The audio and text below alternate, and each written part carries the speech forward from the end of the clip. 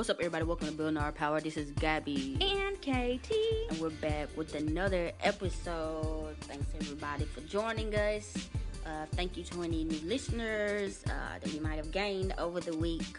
How's it going? If you'd like to hit us up, you can do so at Building Our PWR on all social media channels.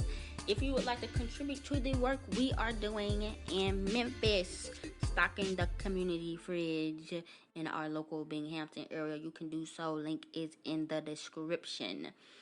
We're gonna get right back into it where we left off from our last reading. We are on the section called American Justice. For their freedom to prey on the world's people, whatever the cost in blood. And so this will start on page 97. Dear Greg, in order for capitalism to continue to rule, any action that threatens the right of a few individuals to own and control public property must be prohibited and curtailed, whatever the cost in resources. The international wing of the repressive institutions has spent $1.5 trillion since World War II. Whatever the cost in blood. My Lai, Augusta, Georgia, Kent State, the Panther Trials, the frame-up of Angela Davis. The national repressive institutions, police, National Guard, Army, etc., are no less determined. The mayors that cursed the rioters and looters, Mayor Daley of Chicago, has ignored them summarily executed in the streets. Ignore the fact that their bosses have looted the world. Exactly. I refuse to make any argument with statistics compiled by the institutions and associations that I indict. Yet it is true that even official figures prove the case against capitalism. The Federal Bureau of Investigation compiles and indexes almost all information on crime in the United States. I have the figures as it states them right here. Vital Statistics, FBI Crime Report. Property crimes, 87% of the total in 1969. 28% of these crimes occurring in the ghetto. Since 1960, the number of men and women prisoners in state and federal penitentiaries has fluctuated slightly around the 250,000 mark. These statistics conceal the living reality. This is my 11th year of being shoveled into every major prison in the most populous state in the nation and the largest prison system in the world. What I have seen in these 11 years is the living situation. The experience is quite different from the columns of figures neatly arranged to give the impression of well-studied, detached, scientific, and calculated analysis. Hidden are the facts that, at each institution I've been in, 30 to sometimes 40% of those held are black. And every one of the many thousands I've encountered was from the working or lumpen proletariat class.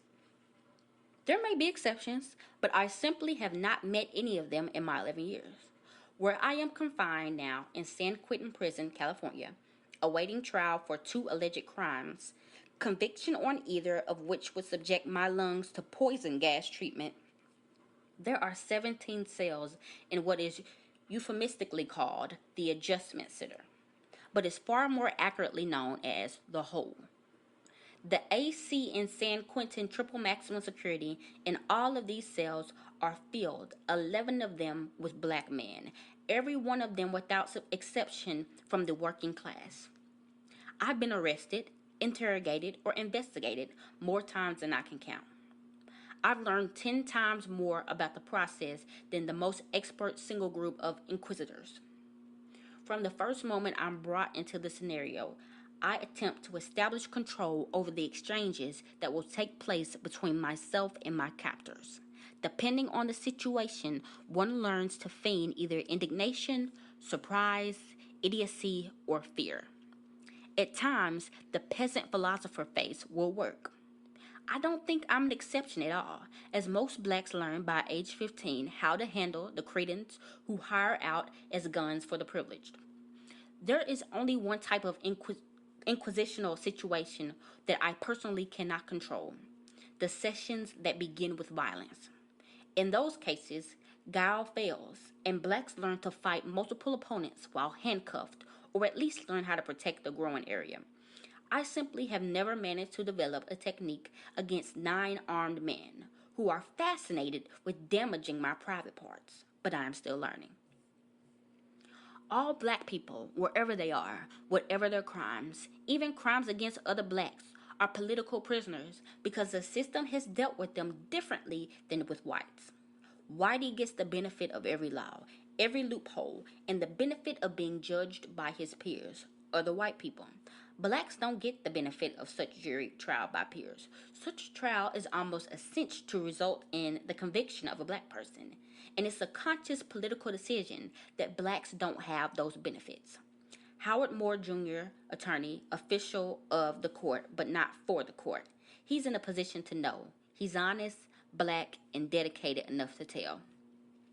The purpose of the chief repressive institutions within the totalitarian capitalist state is clearly to discourage and prohibit certain activity, and the prohibitionists are aimed at very distinctly defined sectors of the class in a race-sensitized society. The ultimate expression of law is not order, it's prison. There are hundreds upon hundreds of prisons and thousands upon thousands of laws, yet there is no social order, no social peace. Anglo-Saxon bourgeois law is tied firmly into economics. One can even pick that out of those vital statistics. Bourgeois law protects property relations and not social relationships. The cultural traits of capitalist society that also tends to check activity.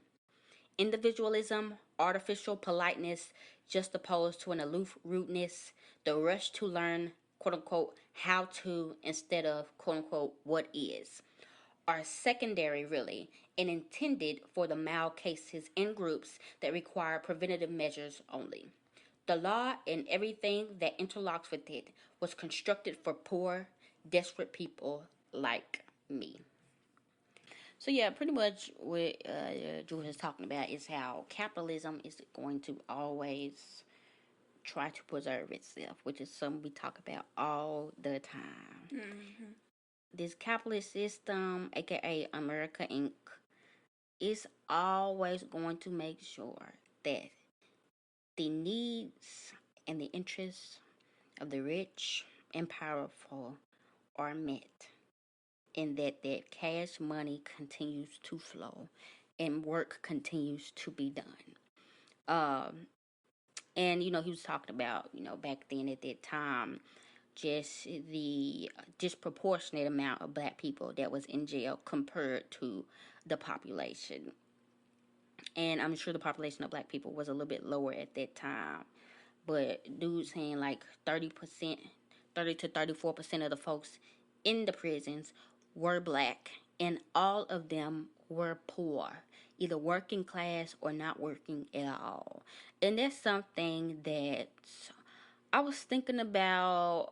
I can't remember exactly what I had seen, but it was some, of course, well-to-do white man that had done some quote-unquote wrong, and of course never went to jail for it or nothing like that.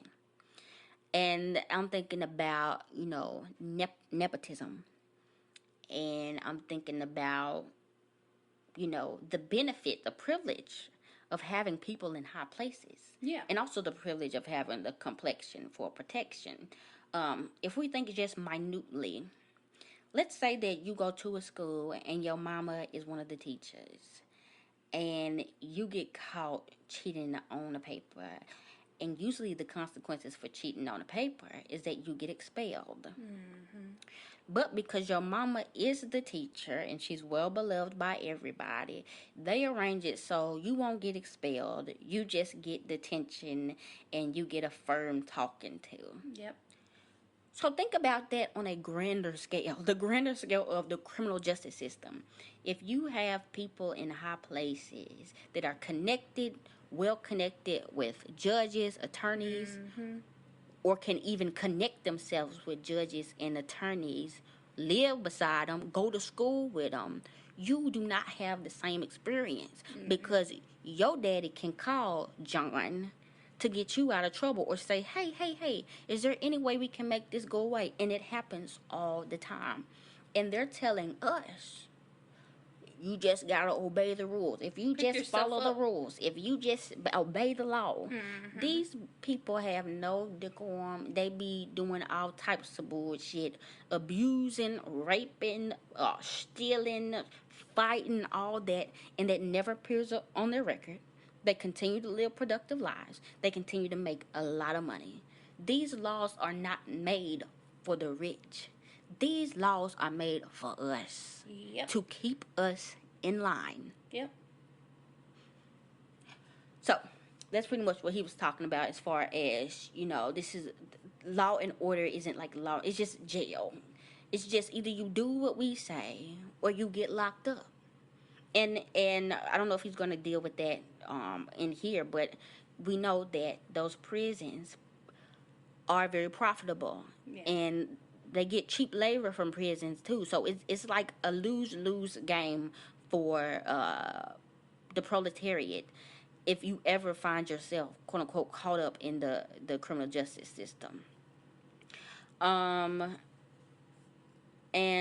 he's talking about how all black people in jail are political prisoners because we are born into a system that wants us to be at the bottom and wants us to be the bottom feeder class, and views us as less than human. So as soon as you put on this earth, you dealing with some bullshit. Yep.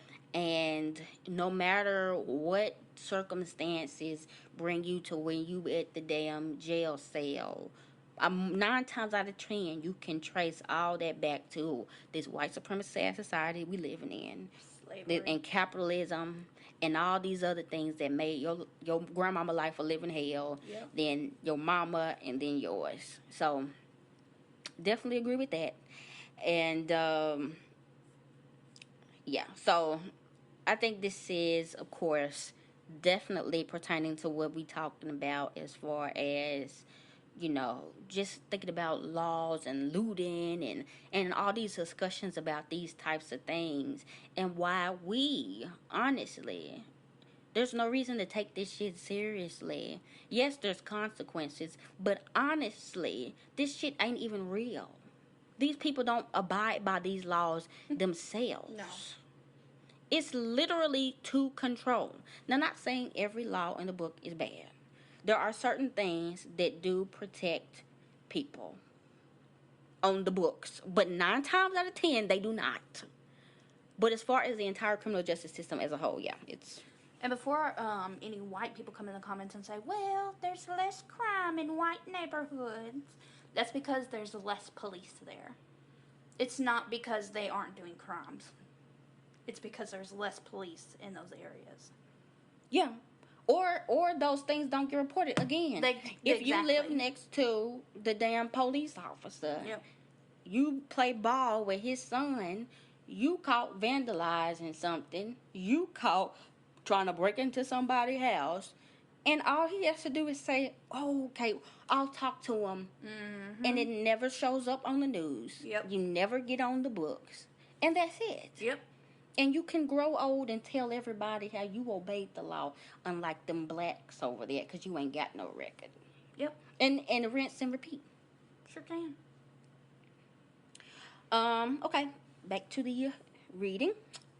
Jonathan, my younger brother, understood this point perfectly. The purport of the raid on the Marin County courthouse was more significant by far than its calculable effects. I knew him well since he was and still is my alter ego. He went to liberate and to educate with aggressive and free action.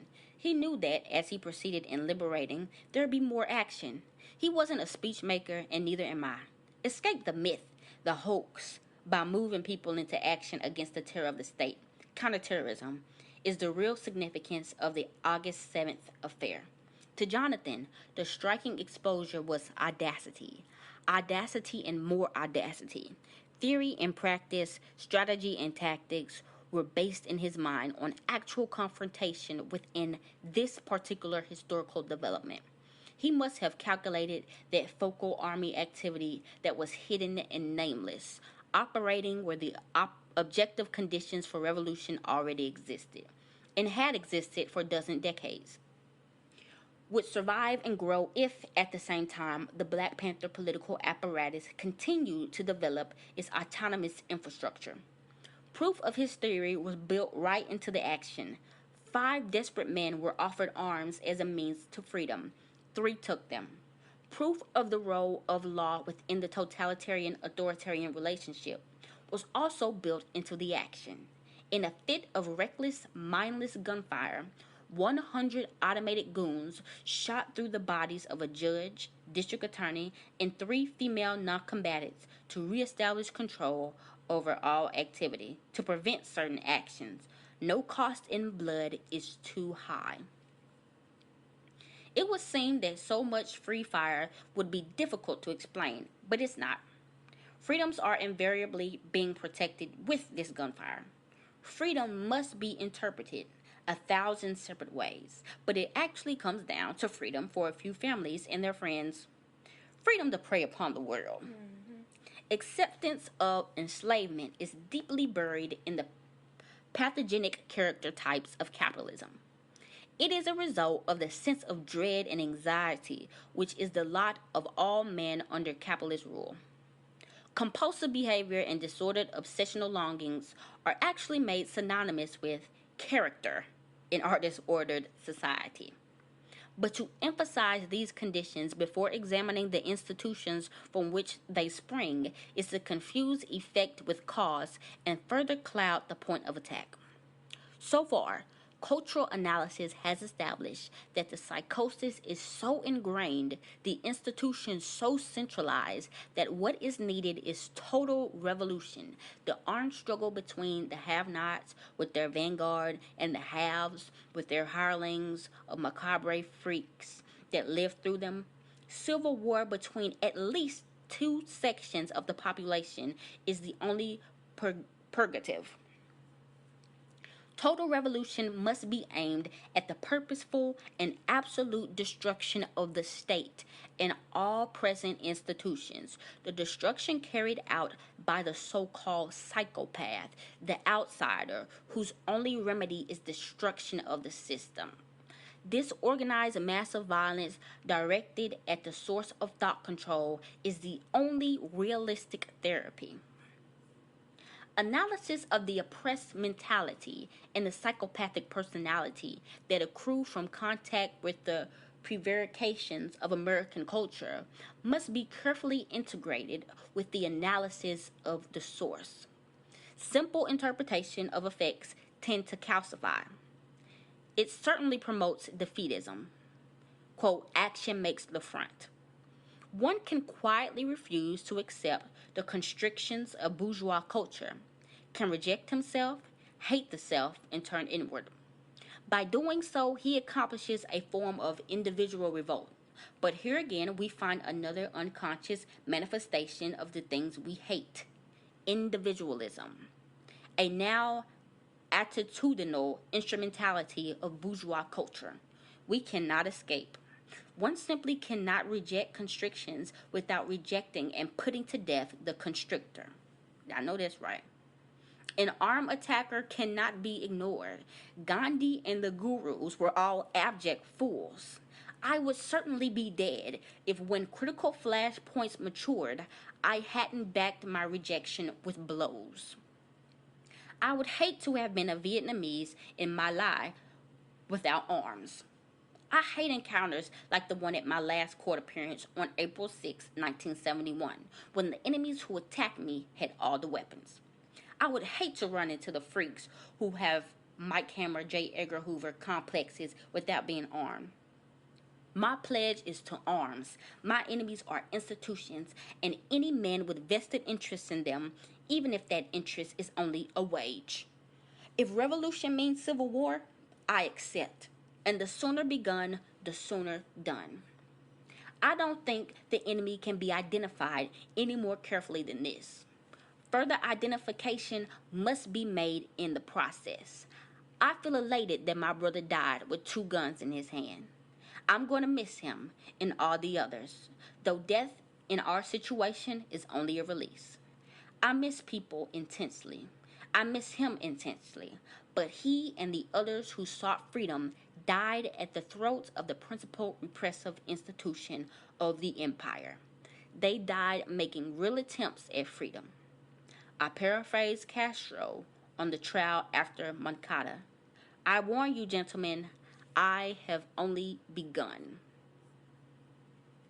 Okay, there's a couple things that stood out, and one of them was when he was talking about when Jonathan came to free him, and he was like proof of the role of law within totalitarian, authoritarian relationships was built into action, and he talked about how 100, I guess, police officers, some type of officials just started spraying bullets and ended up killing a judge, innocent people. Yeah. But it was worth it to them because it's about maintaining order. Let's not, we can't let these folks get away and think that this is okay. Hell no. We don't care who we got to step over to reinforce and to keep shit in line. Yep. And so they did it. They killed them innocent people. And he was also talking about, the acceptance of the enslavement that we're going through in capitalism. It's so buried deep in us because it's reinforced by violence. It's reinforced by the gunfire. Nobody who is speaking out against that type of stuff lives majority of the time, or they're not heard. Period. Yep. And just talking about how, before we start, talking about the character of the people who commit crimes or this or that, we have to make sure that we are also talking about the systems which create these people and why the system continues to create these types of people, and and all that stuff, which is something that doesn't really get talked about in, I feel like, I don't know, these colleges, they're so liberal. Like, they'll go so far and say, the crime, because the socioeconomics, and, lack of access, and, they don't have affordable so-and-so, and they have underfunded schools. But they'll never go into why these things are the way they are. Or, if they do, they create a nonprofit with it. But even then that doesn't actually change anything. But even then, like, what would they say if you say, why are things like this? What would a liberal say to you? Why are these schools underfunded? They're gonna come back and say, well, the Republicans won't let us do X, Y, and Z, because all of their means are gonna be through, like, law. Yeah. Yeah. But when you tell them that you in the Democratic city, then what? I feel like that they never will say it's capitalism. Lower people. Maybe you should you gotta vote the right people in. That's always what it'll end up being. And you see these same people on, like, Facebook, these older liberals, older millennials even, who talk about this all the time, who are like, yeah, well, it's bad right now, but if we just vote the correct people in, then everything will be good. Yeah. That's true. And so, yeah, nothing is really trying to get us to see the root of the cause, and it being capitalism. It'll be everything else but that. It'll be this person. It'll be that person. It'll be this politician. It will never be just, damn, that's just the way it was made. That's just the way that shit works. And that's why it's good to get an understanding, to read, to understand, and be able to apply that to what you see, so that you can see how every single quote-unquote injustice in America is one little screw in the wheel that is capitalism. And it all needs to work. It all needs to continue to go on for capitalism to be successful. So yeah, that's why stuff like this is very important, because of course this isn't going to get taught in schools, because schools are made to keep us complacent. To benefit the capitalist class. I literally made to mean, just create some more obedient workers. So you'll never get it there, and that's why it's just important to educate yourself and educate others on this. Um, something else he was talking about was that just pretty much ranting on Gandhi and all this. If I want to make the world a better place, take a look at yourself, make a change. Michael Jackson. Just something like that. Just like, well, internally, I will work on myself. Internally, I will whatever, and then things will get better. No, no, no, no. Did these colonizers internally look in themselves and become absolutely not. successful? Absolutely not. Is that what Rockefeller and them did? Is that what all these other slave owners did? Mm-mm. They they got what they got through violence. That's the only language they listen to. That's the only time they finna get up and look around and see what's going on through violence. And I mean, it just is the way it is. It's it's more comforting to think that, well, maybe if I just practice on myself, the world will get better. But it's just not realistic. It's just never gonna happen. Um, but yes, and I guess I can bring us a little bit back on the update of what's been going on with the Tyree thing. Nothing really, which we kind of already kind of expected. Um, it's just the same old liberal machine. Got everybody real at ease now. Everybody has seen the video. Everybody had a conversation about it. The activists have got out. They all got their interviews. They got their documentaries. They got they think pieces. And now we're back at the same place. You wouldn't Yeah. even know that anything had happened. We're a part, or not a part, but we get notifications from this quote unquote activism calendar where we can see what these quote unquote activists are doing out there in the streets. And the last one I received had basically nothing to do with Tyree, and it's called Healing Space Today. We fight together, we heal together. Hosted by Justice and Safety Alliance. So it's like they're not they're holding like nonprofit conferences now at this point. It's not, again, there's no change that happened at all, and there's not gonna be any change that's gonna happen at all. No, because changing would mean the destruction of what? Capitalism. Mm-hmm. The cops are another screw in the wheel. You're not going to get rid of the cop. They need that cop. The cops are gone. Who else is going to protect their private property from the looters? Who else is going to force these people to get back to work from their striking? Who else is going to protect them when the damn revolution comes? The police are needed. They're a necessity. They have to have the police. That's why every politician, no matter what didn't happen, no matter if somebody got killed point blank, period, in blood, shot in the face, and was innocent, quote unquote, they will figure out a way to give the police more money. Yep. Because they're like, oh, the people, oh, the people are losing faith in America. They don't think we're the best. They're starting to see that they are being oppressed, and they're starting to see this, starting to see that. I need more protection. We need more cops. So I don't understand. I do understand. They're liberals. They don't want them to change. But for us, there is no reason going to a politician asking them to pass a policy. The policy will never be passed. I'm sorry. That will never happen. The police will never be defunded if these people have any say in it. The police will never be abolished through the damn government. Anybody that's saying they can get some abolition through a damn government is lying out their teeth. Or even like peaceful means, period. That's like saying There's no way. You cannot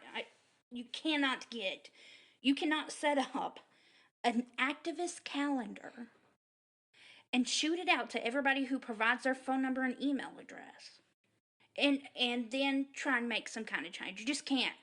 Because if you were trying to make any type of change, period, any type of real change, the police would have already got your ass. You would have already been an enemy of the state. Girl, but that's the thing that the police are paid. The police are paid by the people to do the protest. It's a parade because it's not real. We're going on a rant. But we're going on a rant. But it just burns me up, and I'm sure it burns y'all up. Just knowing like these people are playing games. Yeah, they these are. people have done the reading. Mm-hmm. They've done the reading. They know what the answer is, but they chose money and they chose capital instead of choosing the people. And those people will forever be shamed. I'm going to forever call them out because they need to be called out. But yes, okay, guys. That was the reading of Blood in My Eye. We finished. What page was that? That was 103. And we will join you all again next week. Let us know what you thought. Hit us up at Building Our PWR on our social media channels. And yeah, this has been Gabby and KT.